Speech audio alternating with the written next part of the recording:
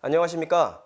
저는 특수전 사령부 예하 특수전 학교에서 공중침투 방법 중 고공침투 과정을 교육하고 있는 고공교관 상사 오상헌입니다. 고공침투란 낙하산에 의한 공중침투의 한 방법으로서 3,500피트, 약 1km 이상의 고도에서 강화하여 강화자 자신이 직접 낙하산을 개방하거나 생명줄 등의 기계적 장치에 의해 개방 후 목표 지역으로 침투하는 형태를 말합니다. 쉽게 설명하면 하늘에서 낙하산을 타고 목표하는 지역으로 은밀하게 침투하는 것을 생각하시면 되겠습니다. 고공침투의 종류는 낙하산 개방 시기에 따라 두 가지 방식으로 나누어집니다. 첫 번째는 고고도 이탈, 저고도 개방, 할로라고 해서 높은 고도에서 항공기를 이탈하여 지면 가까이에서 낙하산을 펴는 방식으로 적의 레이더의 탐지를 피하고 은밀하게 접근이 가능한 방법이 되겠습니다. 두 번째는 고고도 이탈, 고고도 개방, 해오라고 해서 높은 고도에서 낙하산을 개방하여 원거리 공중 이동을 통해 목표 지점으로 접근하는 방식으로 최대 40km 이상 활공이 가능하여 멀리 떨어진 곳에서 은밀히 침투가 가능한 방법이 되겠습니다.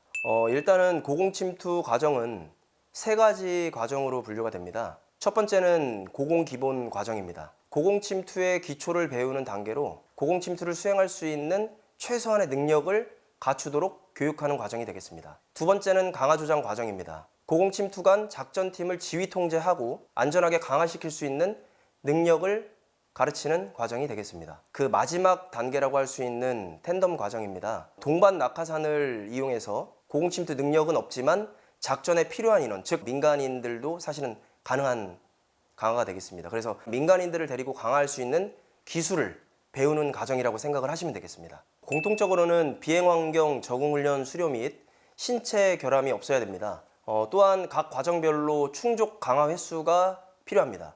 고공기본 과정 같은 경우에는 저공강화 6회 이상, 고공강화 조장 과정은 고공기본 교육 수료 후에 고공강화 16회 이상, 텐덤 과정은 고공강화 300회 이상 강화를 실시해야지만 교육에 입교할 수 있는 자격이 주어진다고 보시면 되겠습니다. 하지만 가장 중요한 것은 고고도 환경에서의 고도의 훈련을 버티고 받을 수 있는 강인한 정신력과 의지가 반드시 동반되어야 되겠습니다. 고공침투 과정은 5주 과정으로 진행이 됩니다. 1주차에는 낙하산 포장, 지상 자세, 모형탑, 모의고공, 조종술 등 지상교육을 실시하고 2주차부터 5주차까지는 단계별 강화 교육이 진행이 됩니다. 강화 교육 첫 단계는 생명줄 강화로 평가 합격자에 한해서 다음 단계인 자유강화가 진행이 되고 자유강화는 고도 4,500피트부터 9,000피트까지 고도를 단계별로 높여 평가를 실시합니다. 마찬가지 합격자에 한해서 마지막 단계인 산소 장비, 총기, 군장을 착용하는 전술 강화까지 진행하면 마무리가 되겠습니다. 사실 고공침투 과정은 하나라도 중요하지 않은 교육은 없습니다. 지상에서 자세가 완벽하게 준비되어야만 고고도의 두려움 속에서 정확한 자세로 이탈하고 정확한 고도에서 스스로 낙하산을 펼 수 있습니다. 또 낙하산이 포장이 정확하게 되어 있지 않으면 낙하산 또한 정상적으로 펼쳐질 수 없을 겁니다. 또 낙하산이 펼쳐졌다고 하더라도 정확한 조종수를 실시해야지만 원하는 곳으로 안전하게 착륙할 수 있기 때문에 사실 어느 하나라도 중요하지 않은 것은 없습니다. 그 중에서 꼭 한 가지를 선택을 한다면 낙하산 조종술 교육이라고 생각을 합니다. 혼자가 아닌 여러 사람이 같은 목표 지역을 향해서 날아오기 때문에 낙하산 조종을 잘못하면 다른 사람과 공중에서 서로 엉켜서 그대로 추락을 할 수도 있고 또 빠른 속도로 지상으로 착륙을 하게 되면 크게 다칠 수 있기 때문에 교관들이 가장 긴장하면서 최대한 안전하게 통제하기 위해 노력하는 부분이기도 합니다. 고공침투 과정은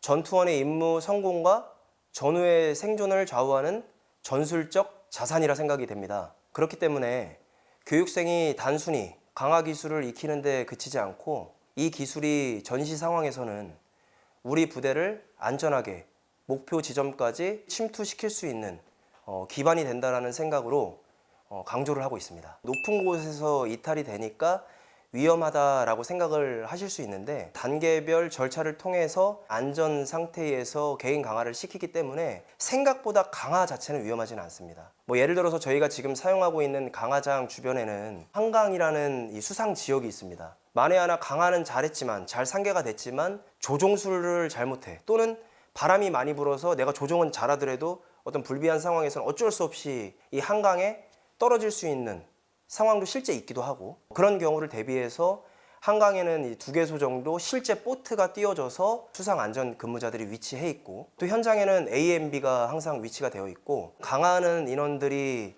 10명이 강화를 한다면 지상에서 어떤 그러한 안전 통제의 목적으로서 각 소에 위치해 있는 인원들이 거의 배가 더 된다라고 생각을 하시면 될 것 같습니다. 개인의 어떤 고공 강화 능력 또한 중요하다고 생각이 됩니다. 왜냐하면 100% 1대1 강화가 될 수는 없겠지만 교관들이 한 명 한 명 추적해서 강화를 하게 됩니다. 처음에 저희가 고공 교관으로서 전입을 오게 되면 모의고공 터널 안에서 뒤집힌 강화자, 회전하는 강화자, 그 외에 우발 행동을 하는 강화자들에 대해서 기본적으로 조치할 수 있는 능력을 가르치고, 가능하다라면 또 항공기를 타고 올라가서 서로 교관 대 교관으로 그러한 상황들을 조치하고 회복할 수 있는 그러한 훈련들을 지금 하고 있습니다. 내가 데리고 강화하는 인원에 대해서 한순간의 눈도 놓치지 않고, 또는 그 인원이 어떤 상황이 돼서 조치를 해주려고 한다면 밀접 접근을 해 있어야 되는 상황인데, 이 인원이 어떻게 보면 숙련된 인원이 아니기 때문에 그러한 것들을 조치할 수 있는 능력이 사실은 고공교관으로서는 가장 중요한 덕목이지 않을까 생각이 됩니다. 일단은 현재 지금 이 순간에도 고공침투 과정 교육생들이 교장에서 열심히 땀을 흘리고 있습니다. 제가 그 인원들한테 꼭 해주고 싶은 말이라면, 창공은 단 한 번의 실수도 용납하지 않는다는 말이 있습니다. 우리는 단 한 번의 실수가 치명적인 결과를 초래할 수 있습니다. 항상 자만하지 말고 기본에 충실하십시오. 그 기본은 지금 여러분들이 교육받고 있는 고공침투 과정에서 만들어질 것입니다. 교관으로서 고공침투의 발전과 교육생의 안전을 위해 최선을 다할 것이며, 어떤 상황에서도 부여된 임무를 100% 완수할 수 있는 최종의 고공침투 요원 육성에 노력하겠습니다. 감사합니다.